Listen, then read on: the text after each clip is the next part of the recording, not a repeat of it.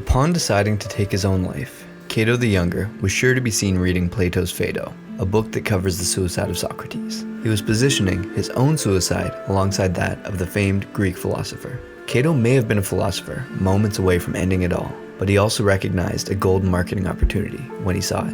In the Roman Republic, just as today, everything was done with an eye to theatrics. In legal proceedings, defendants were encouraged to wear mourning clothes and dress as haggard as they could, while lawyers would use dramatic gestures and emotionally charged tales to pull at the heartstrings. It's no surprise that the Romans had the same word, actor, for both a prosecutor of law and a performer on a stage. The whole thing was a show, and everyone was complicit in the performance. The show was the age-old game of getting attention and shaping public opinion. Where people pay attention, there lies influence. This becomes interesting if we look at where the ideal of a virtuous Stoic life meets the real world. Cato the Younger lived a virtuous life, but he also made sure to promote his virtue as part of his public persona.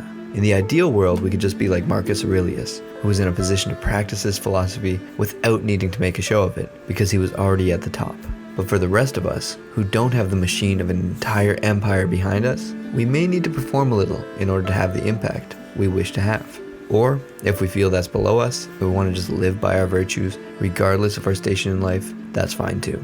Ideally, we can sort out the virtues we choose to live by and simply live by them, as that's a full-time job on its own. But at the same time, we have this pull to market ourselves. Whether that's to shape public opinion or raise our station in the hierarchy, we seem to have evolved with the opinion of the mob always in the back of our minds. It's a tough job to let go of that and act virtuously with nothing in our mind but the aim of being better. It may be impossible entirely. Cato could have just killed himself and left it at that, but he knew the rumor mill would be swirling and sought to shape it how he wanted. He had an eye to history and to his memory. He knew that with news of his death, his stock would be at its peak, and he wanted to take advantage of it.